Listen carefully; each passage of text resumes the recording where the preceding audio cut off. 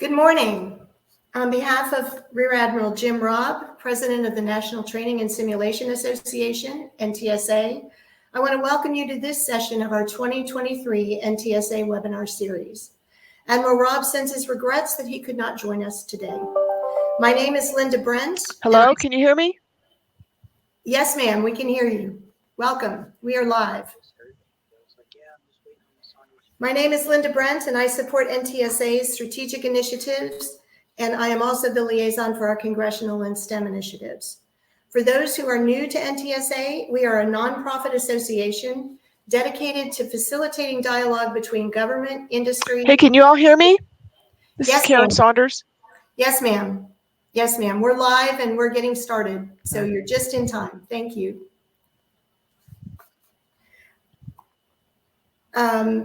We host a portfolio of 9 events each year. This is weird. The last of which is ITSIC, the largest training and simulation conference and exposition of its kind in the world.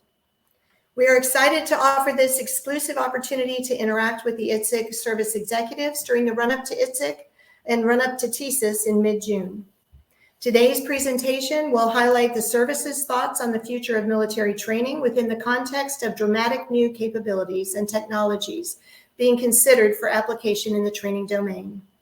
Following the panel's opening remarks, we will answer the questions you provided in advance and attempt to address those that you send in through the system. Due to the limitations on the panel's time, I have guaranteed that we will not exceed an hour. Additionally, they will not be addressing specific questions related to specific programs. Please join us at the TSIS in June for this information. Instead, they will be providing remarks on the direction and challenges of military training today and the technologies that can enhance the capabilities for the future. Now, please allow me to introduce our panel. Since this is an Army-led year for the ITSIC conference, I'll first introduce Karen Saunders, and hopefully her sound will be fixed in the next couple minutes. Ms. Saunders, SES, is the Program Executive Officer for the Army's Simulation Training and Instrumentation Organizations, PEO STRI, in Orlando, Florida. PEO STRI executes a multi-billion-dollar testing, training, and threat portfolio annually with a staff of more than 1,000 military, government, civilian, and support contractors. The organization also manages foreign military sales programs supporting more than 65 countries. From September 2021 to February 2022, she also concurrently served as the senior official performing duties of the Assistant Secretary of the Army for Acquisition, Logistics, and Technology. Next is Captain Tim James, U.S. Navy, current XO and soon to be the Commanding Officer, Naval Air Warfare Center Training Systems Division, NOC-TSD, and the Naval Support Activity, Orlando. NOC-TSD is the Navy's principal center for modeling, simulation, and training systems technologies. The command provides training solutions and research for a wide spectrum of military programs, including aviation, surface, and undersea warfare, and other specialized requirements. In his new role, Captain James will lead a workforce of more than 1,200 scientists, evaluators, engineers, technicians, logisticians, contracting specialists, and support personnel. Colonel Ryan from the Air Force had a last-minute urgent need that pulled him away from today's presentation. As such, from the U.S. Air Force, may I present Heath Morton.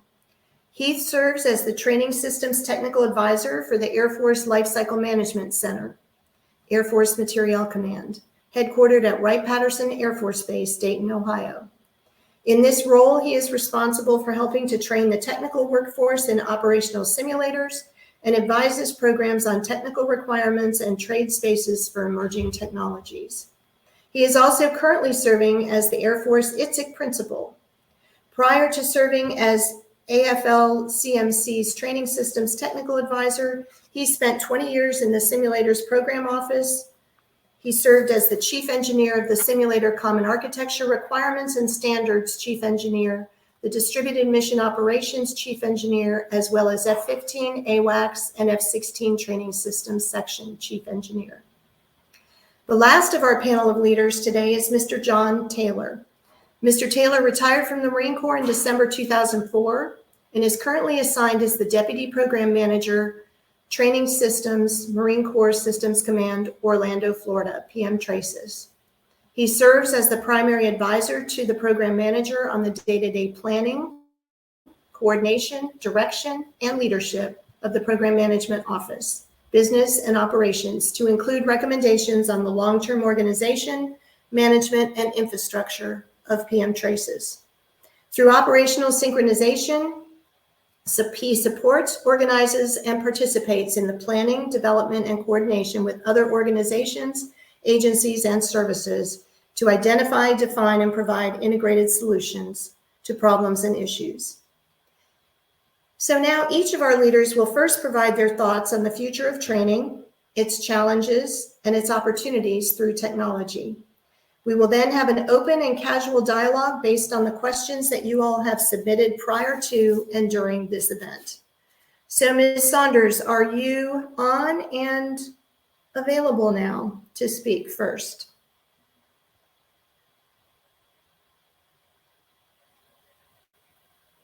Okay. Why don't we start instead with Captain James from the Navy? Thank you, sir. All right, thank you.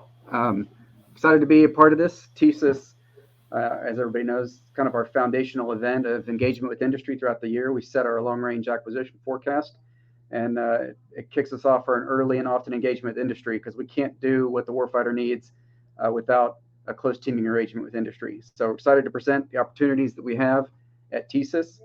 This year, we'll be presenting more than 100 opportunities, totaling over $6 billion across the FIDIP, with a fairly standard expenditure rate, as we've had in the past, about $1.2 billion per year.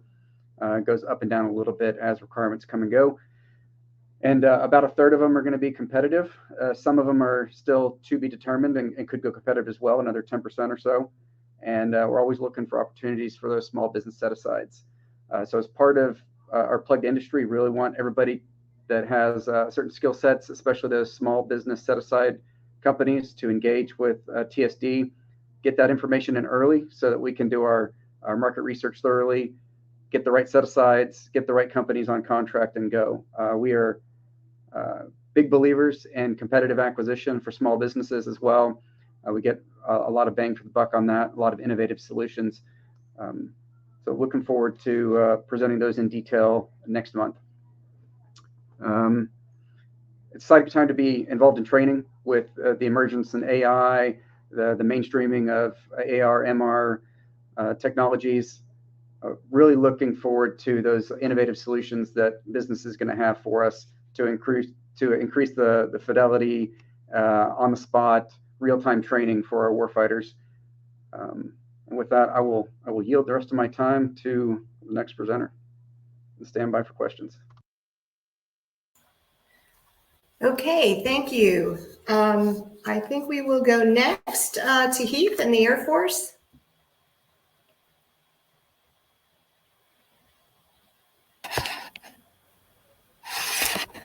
Hi there. Thank you to NTSA and to the other services and to industry that's here today. I think it's valuable that we have the ability to communicate, and these type of forums certainly help. A few weeks ago, we had the Simulator Training Community Forum for the Air Force up in Dayton, Ohio, which is similar to TSIS, but there will be additional folks that maybe didn't attend there that will be attending at TSIS, and they'll see the opportunities that WNS is going to put forth in the next few years. And apologies for Colonel Ryan not being able to attend. He sends his regrets, and just want to highlight some of the areas that he has put forward as far as focus areas. When we talk about common architectures, SCARS is the main cybersecure environment, which allows for that effort or allows for contractors' efforts to be concentrated on increasing training system performance. There's still, as we go forward, we're going to be looking at some of the systems to get after that high-end fight. and using hopefully test and training models within a simulation and tying into the joint simulation environment is very important to the future of the high-end simulation fight. And then some of the things that we also want to get after is some of the opportunities, including artificial intelligence, multi-level security, AR, VR. I believe that those provide an opportunity for innovations within the simulator community and within and helping lower the cost for the Air Force down the road. And then some of the challenges that we certainly have are small business innovative research kind of activities where trying to get them over that valley of death, and how do we get post phase 3 sustainment once we have those technologies embedded into a unit, for instance.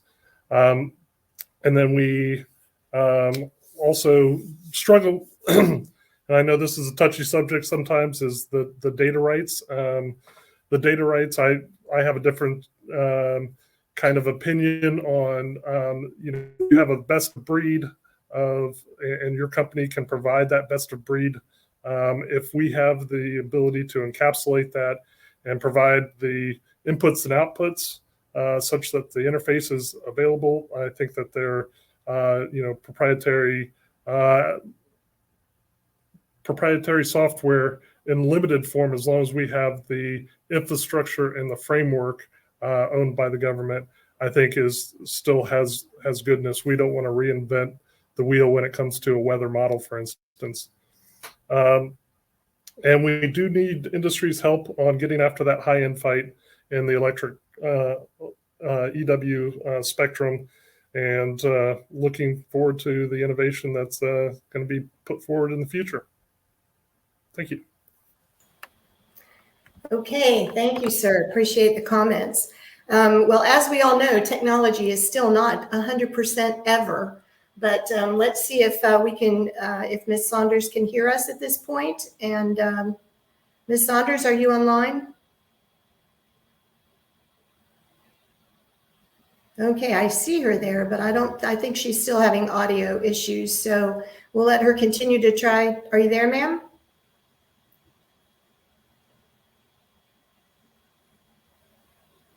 Okay, we'll let her continue to try to work those out. And John, why don't we turn it over to you for some Marine Corps perspective first? Hey, good morning, everyone.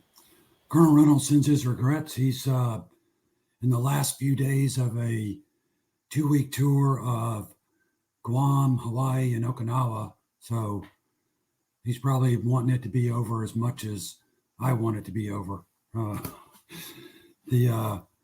The moles come out of the woodwork when the PM is gone.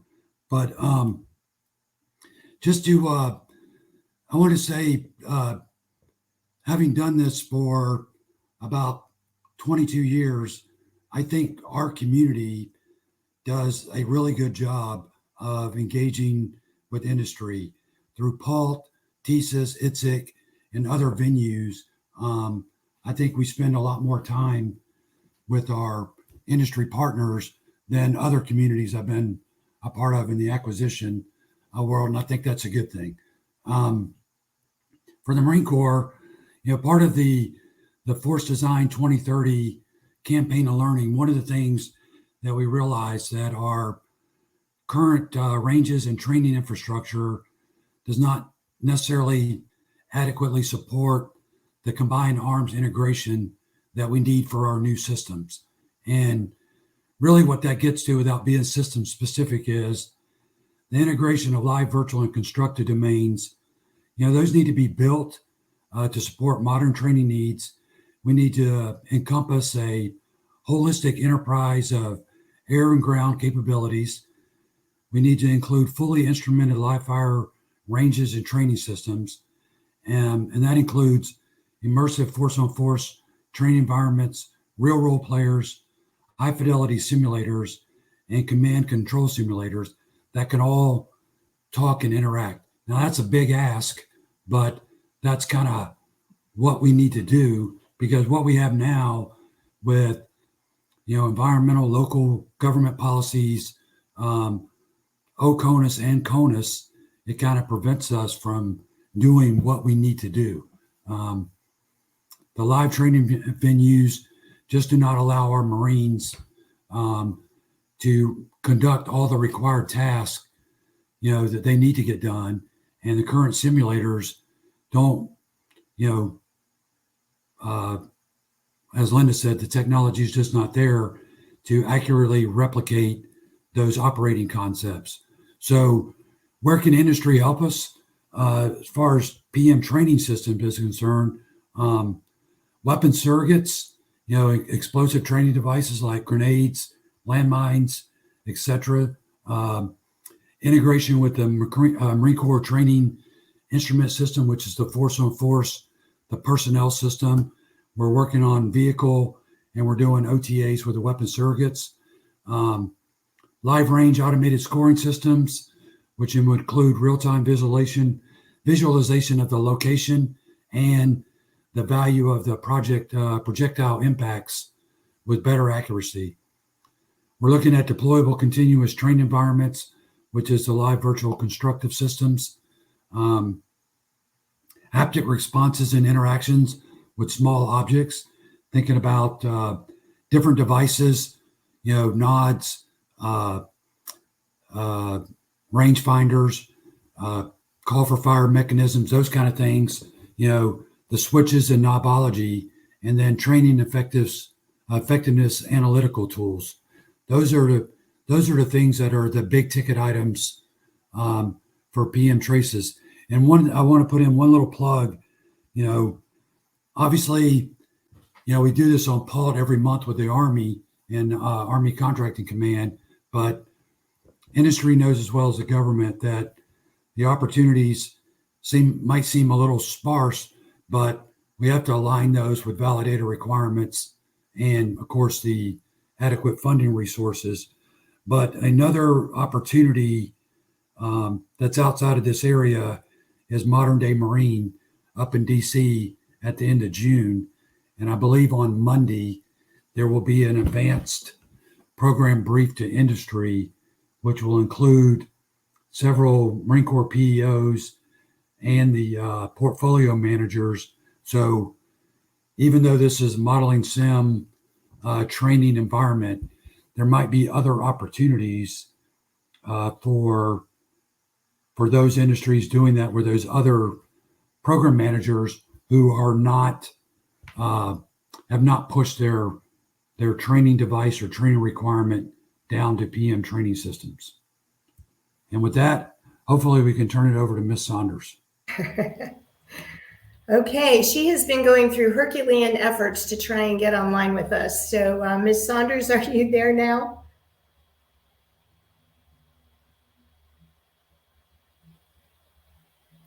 Still perhaps not.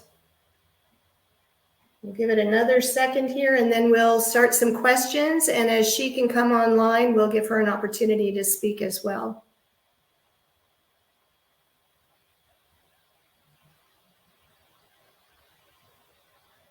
Ms. Saunders, are you there? I guess still not. Okay, why don't we start with some discussion, and as I said, as soon as she can get with us, I know she's doing whatever she can do, including going outside the building to try in the parking lot. So hopefully she'll be able to get with us here in the near future. But let's start with maybe with a general. This question that was submitted is relative to AR/VR technology. And the question is, what is the biggest challenge the U.S. military has faced in trying to implement AR/VR technologies in training? So is there anyone who would like to take that question on first?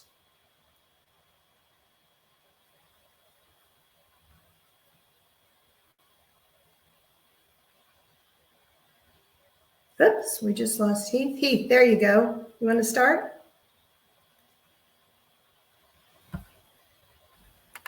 Trying to get off mute. All right, so I'm off mute. So certainly, there's a few challenges with AR, VR, and implementing them. I view it as threefold, really. The first one is we have an issue with a lot of the commercial AR, VR goggles are made in countries which make it very difficult to get into a secure environment. And so making sure that the ones that are able to go into that a classified environment is we want to make sure that their performance and some of the things that may cause sim sickness, such as lag or delays as far as from input on the stick to the on it is a big challenge. And then finally, we also we have to validate that the performance is still the same, if not better. And while the presence where a pilot may feel like they're more immersed is certainly important. We want to be able to make sure that the task that they were able to prosecute the target just as effectively as the current or their current sim training, I think is very important. So those would be the three things that I would say are some of the challenges that we are going after when we look at AR, VR. Over. Okay, thank you. Oh, good. Go ahead, John. So I was going to say that from the Marine Corps' perspective, the AI, AR, VR, all of those things. Sometimes the better is the enemy of good enough.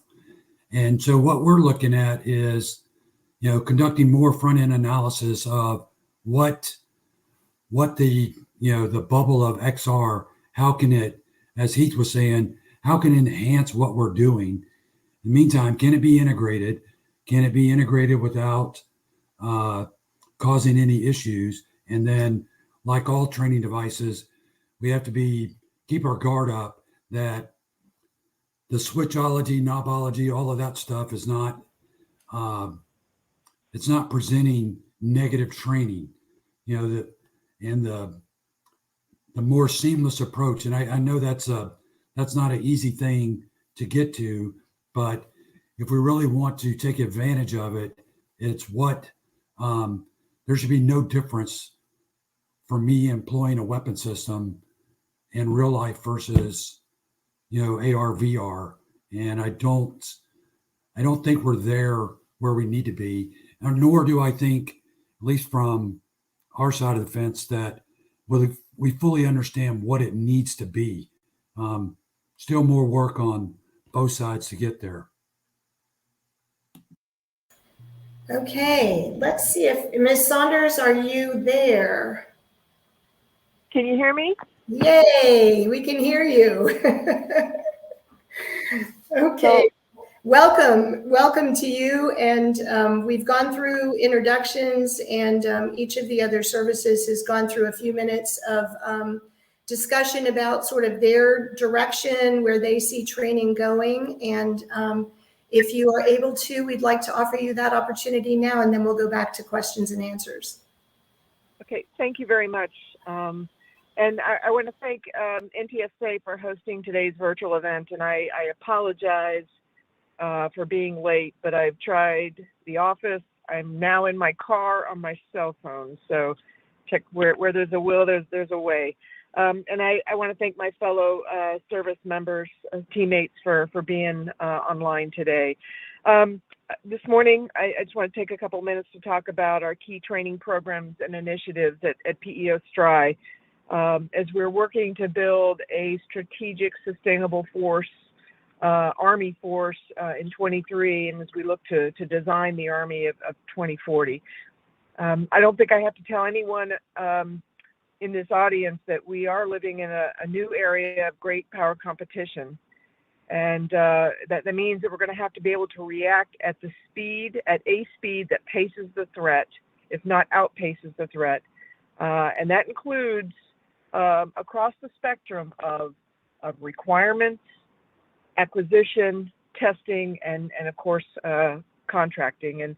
And from my perspective as the material developer for simulation training and instrumentation capability, I'll really be targeting on the acquisition piece. Despite the threats our adversaries pose to the United States, it really is an exciting time to be in Army acquisition. Things are moving out at such an accelerated pace, and really throughout my acquisition career, this is the fastest I've ever seen things work, and really it goes back to Congress writing in the FY16 NDAA this adaptive acquisition framework, which is now codified as an instruction.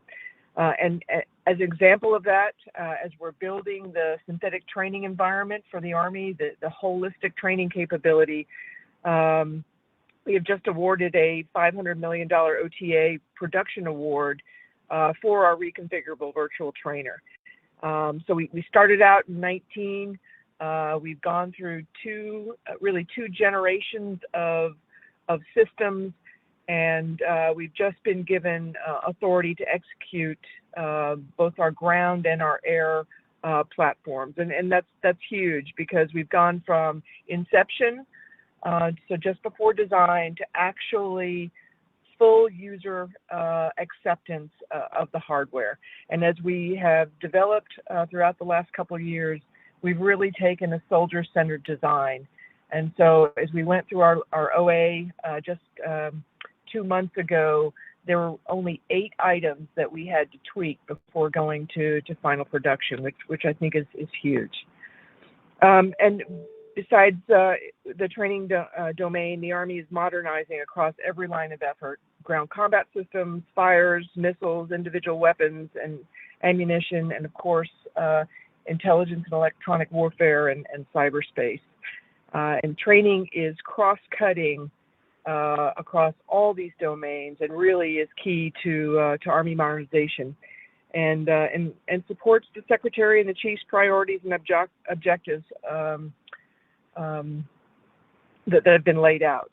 So one of the new initiatives really being honchoed by the Undersecretary of the Army and the Vice Chief of Staff of the Army is digital transformation.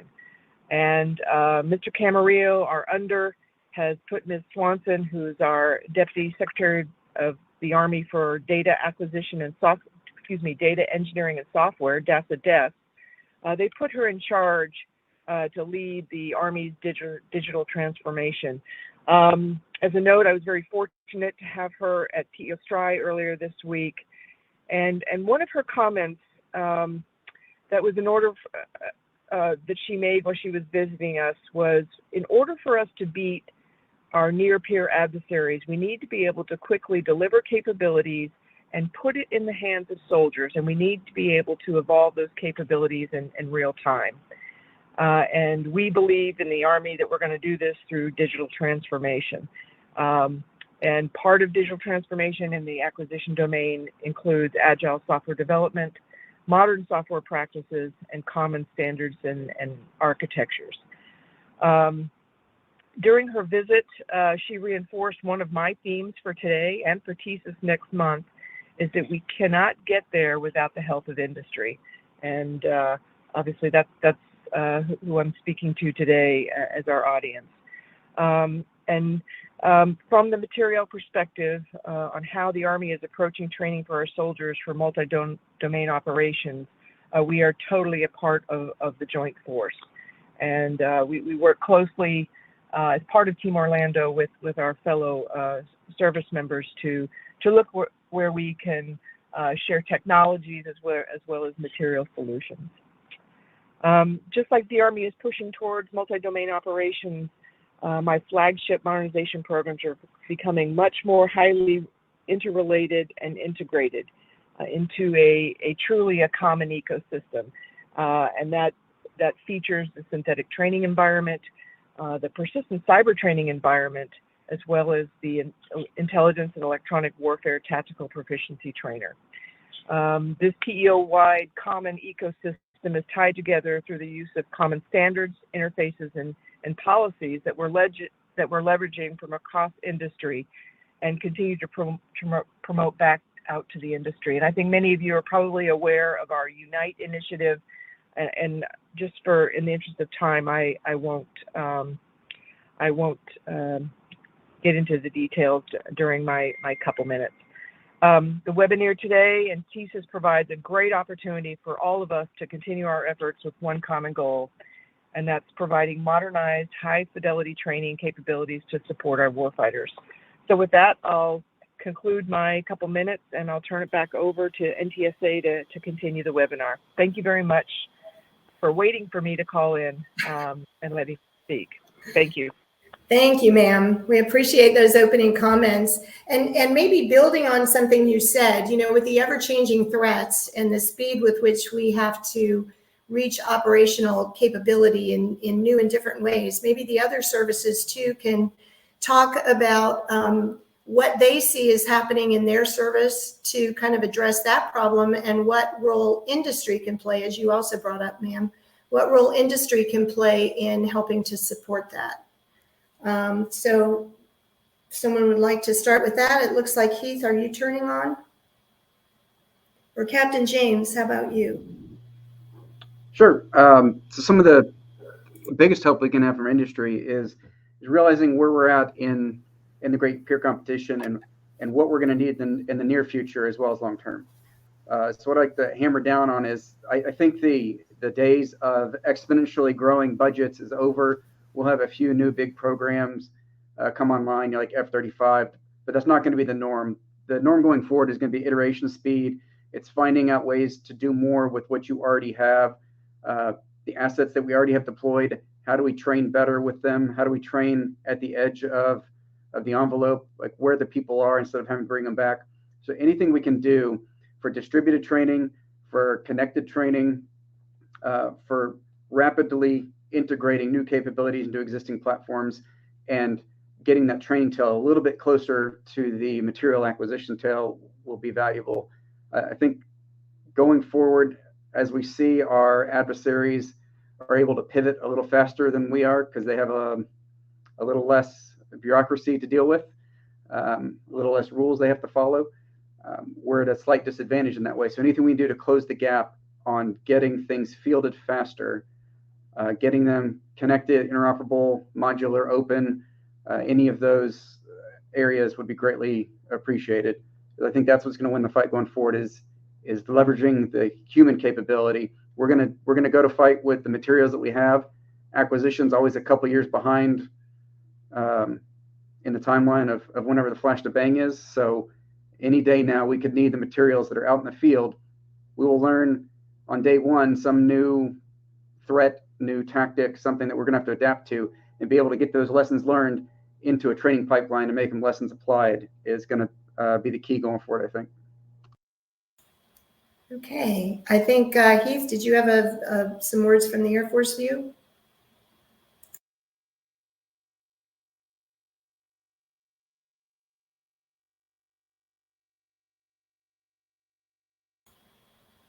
Now we can't hear you.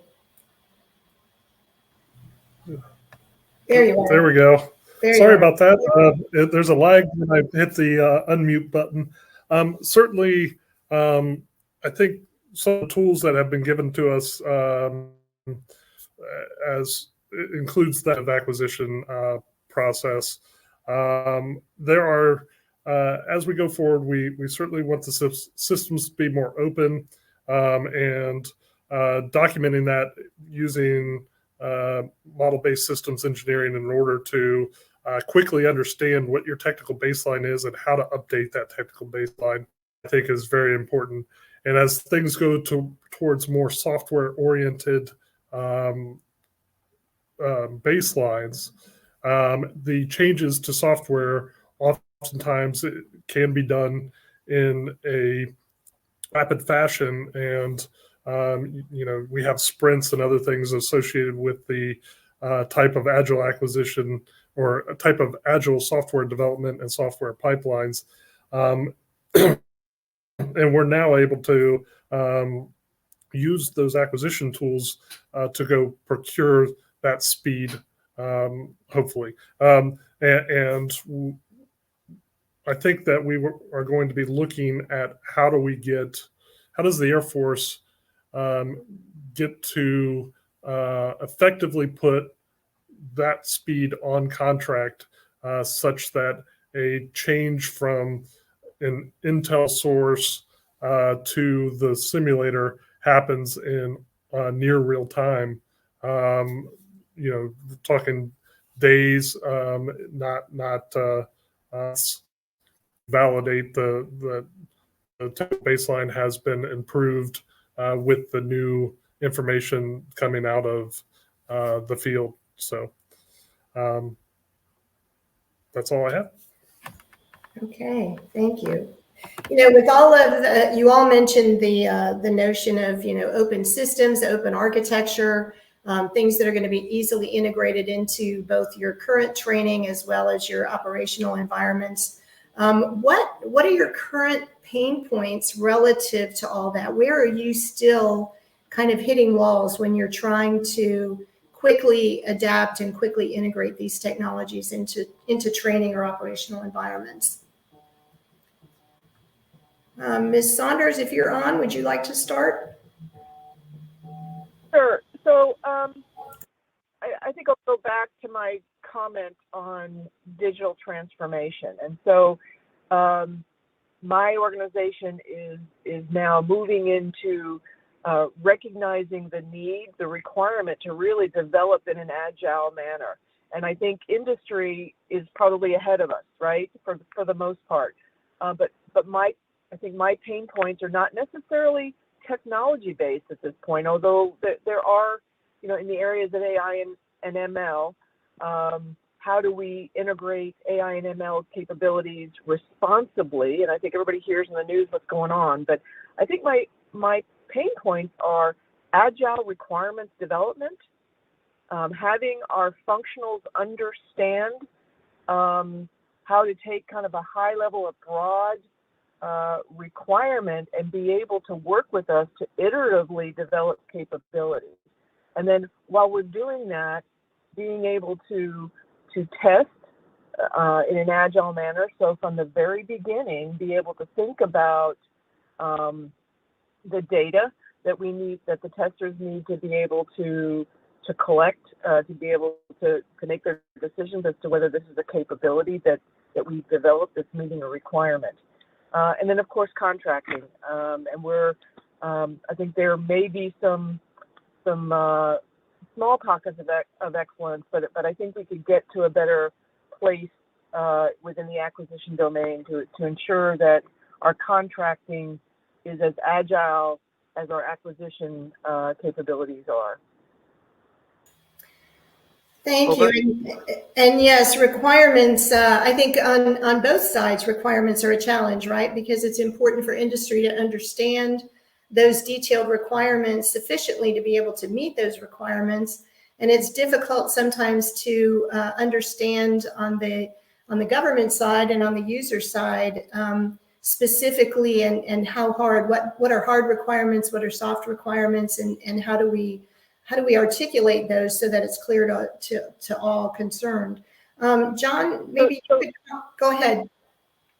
If I could, so you're absolutely spot on. And I think by having industry with us from the very beginning and understanding and really, making them part of the team so that they understand what the expectation is. And then we also have to kind of get over this being told how to do it, right? Our functionals need to tell us what they want, not how they're going to get it. And that's where the material side, where we work with industry to make sure that we develop the how, we do the how to meet the requirements. But I think getting industry in early, continuing what we're doing as far as soldier-centered designs and having industry part of that so they can understand, what soldiers want and why. I think that really puts us in a much better position. Over. Yes, and industry certainly welcomes those opportunities to be able to do that. John, maybe from the Marine Corps perspective, can you talk a little bit about that, about requirements and some things that you're doing in that area? Okay, so I just want to preface this with saying that I am not speaking for the Marine Corps. I'm speaking from Deputy Program Manager PM Trace's perspective. But as Captain James and Miss Saunders said, we've kind of made the turn on agile acquisition, and even made some of our senior leaders more comfortable with these tools that actually have been around for a while. I used to work at DAU a long time ago, and we've been teaching OTAs for many, many, many years. We just weren't using them very well. So agile contracting, agile requirements, agile acquisition, and the fourth leg on the stool will be agile resources, meaning funding processes. All of these things tend to get in the way of each other, and I my perspective is it's comfort with doing that.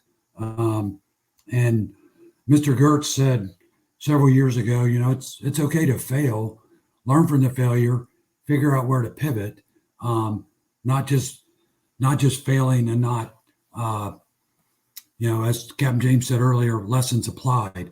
The challenges to me are, my little mnemonic is the Latin words for risk. They all start with I. They're interfaces, integration, and interoperability.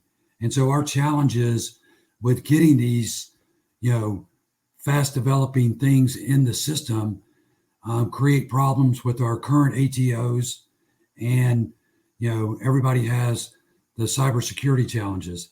I don't know what the answer to that is and how we'll get beyond that, but if we look at it with eyes wide open at the beginning to realize that we need to get these things out, and to me, I don't need just a prototype. I need an integrated prototype. That's how I demonstrate utility. If I have plenty of one-off systems now.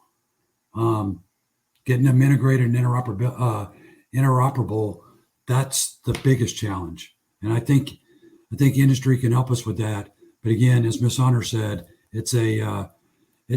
acquisition is a team sport. Everybody's got a role, and we can't exclude someone. We have to have the aperture wide open and take those comments from all sides. Captain James, would you like to comment at all on this topic? Sure. To expound on earlier, another need that we have in the training world is traditionally too long we focused on finding better ways to get more out of the equipment. And where we need to focus on is finding better ways to get more out of the person. So if we can get more data collected on training effectiveness, on real time, how that individual's reacting in an environment or interacting with their equipment, that'll help us take advantage of some of these new technologies that are emerging, the AIs, the data science, all those computing capabilities we didn't have in the past. If we can get that real-time data and more of it, and even data we're not thinking of, and then we can discover some patterns in, we can make more effective training, not only overall in our traditional approach, but at some point we can get to real-time adaptive training effectiveness, so that you're not just practicing towards that canned scenario, but now you can put that person in that uncomfortable growth zone of throwing something new they didn't see coming. And it's going to take some high performance computers and some pretty clever coding to get there, but we really need to get to that level of training where we can do more than just do what the student in front of you did and you get the cheat sheet, you know how to pass the test and kind of stuff, but be able to push each individual further in their training so that they can master it at the speed that's right for them, and not just the canned syllabus. Yes, sir. And you brought up in your comments AI, and there are so many advancements in the AI world, and of course it's on the news frequently now. But I'll ask the group, and maybe, sir, you want to start. Does the rapid advancement and use of AI tools scare you at all? And how can we collectively, in partnership between government and industry, kind of do those checks to make sure that we're ethically using tools like AI in the right way? Sure, I'll start. It scares me and it excites me at the same time. Something I mentioned earlier is that our adversaries aren't constrained by the same ethical or bureaucratic processes that we are. And I know that they are doing things in the AI world that we're not going to do. And they have their, if you will, red lines are further out than ours from an ethical standpoint. So we definitely need to be playing in that space. We need to be pushing ourselves with it, taking advantage of all those capabilities we can. And we need to be doing it quickly so that we can react in real time when we discover how our adversaries have been using that on the battlefield.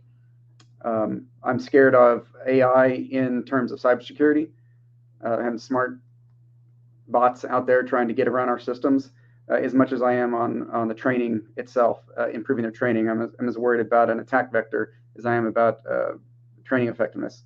But on our side, where I'm excited is the ability to do adaptive, real-time training, real-time, dynamic terrain generation, virtual role players that can change their behaviors, those kind of areas. Ms. Saunders, how about you? In fact, you're maybe in an area that's really focused on cybersecurity right now, but what about your thoughts on ethics and AI? So I think that myself and my team, we recognize the power of AI to help within the training domain, whether we're making training environments more realistic or immersive, whether we're tailoring training for individualized soldiers, and then whether we're automating tasks that would normally be done by humans. But I think that we have to understand, if we're going to implement AI, what type of tool it is. There's many different tools within the AI ML umbrella. We need to understand what the requirement is, and then what this tool is going to do for us. And I think going through kind of a deliberate process, we'll be able to ensure that we are, I think you used the word ethically, but also responsibly implement AI into our systems. I will tell you, from a test perspective, we are looking at how to counter AI systems so that we can, so we're looking at some of our adversarial systems to see if we can develop capabilities to counter some of their AI work, but we're very early on in that. And there's also a responsibility there. I mean, Captain James just kind of talked to that. So, but from a training perspective, really, I think understanding the requirement and how you want to implement whatever AI tool you want to use to automate the function, understanding that, I think, goes a lot more towards being able to apply it, the capability responsibly and ethically. Over. Okay. Any comments from the Marine Corps or the Air Force relative to this? So I would say that kind of follow on to what Captain James and Ms. Saunders just said. Captain James was talking about focusing on the people. So I participated in a human performance conference back in March, and this kind of ties in what both Captain James and Ms. Saunders said, is the requirement is one of the things that we're probably not doing well, I think, across the board, is focusing on human performance on the front end of the requirement. What do we need them to do? And that, their voice is not being heard in early requirements development. And regarding the AI, I agree with Ms. Saunders about what's the requirement, what's the tool supposed to do. Then that human performance factor is the trust of the human and the AI system. How do they interact? Is this, I mean, think of an analogy is you're listening to your GPS tell you to go somewhere that intuitively you know that's not where you need to go. So I think that's going to be an issue going down range on the implementation of AI. Okay, thank you. Go ahead, Heath.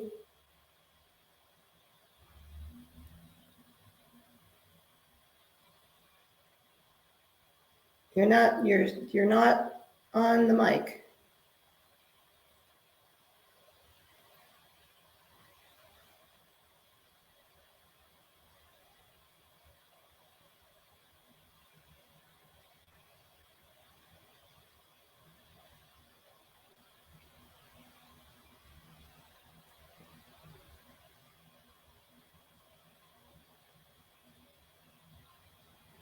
Is it good? No? Okay. We'll let you keep working on that for a moment. And I had another question specifically for you, but I'll hold on that as well. So I think I might have heard you now. Did you just come on? No? Okay. All right. So as we look towards TSIS, maybe in concluding our webinar today, maybe I'll go to each of you for a minute or two. What kinds of things should we be listening for as we look forward? We know the open standards, we know the new technologies. Are there other things? Maybe I'll change the question a little bit. Are there other things relative to infrastructure that need to be put into place to be able to support some of these new technologies in your training environments or in your operational environments? Maybe I'll twist the question a little bit more that way. Are there other things that we as industry might be missing that also need to be looked at in terms of supporting these technologies as they're fielded? Ms. Saunders, would you like to start? Sure. And I'm gonna kind of reference what we're doing at PEO STRI with respect to I've stood up a new program office called the United Integration and Transformation Enterprise, UNITE.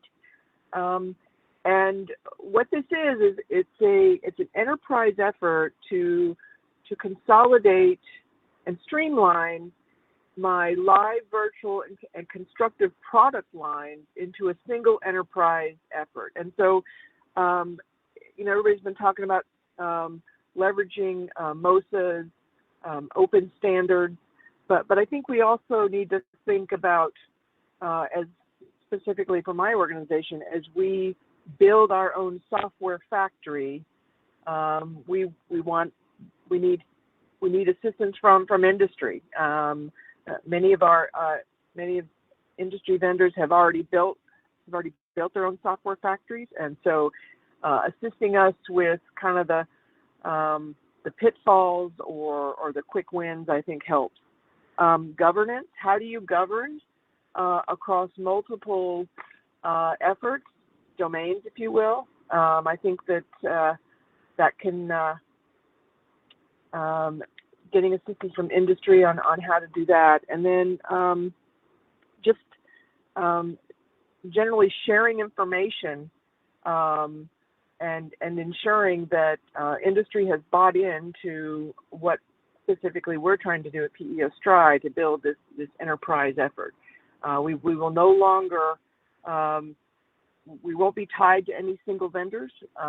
We're going to be able to our architecture will be open so that if industry has a capability that they think might meet a requirement that maybe we haven't realized yet, we're going to have the environment to be able to take a look at that capability. So there's several lines of effort across Unite, and I think having industry understand each one of those, besides, product line and architecture, but software, I said software factory, governance, and then obviously collaboration through a portal, as well as sharing assets and capabilities.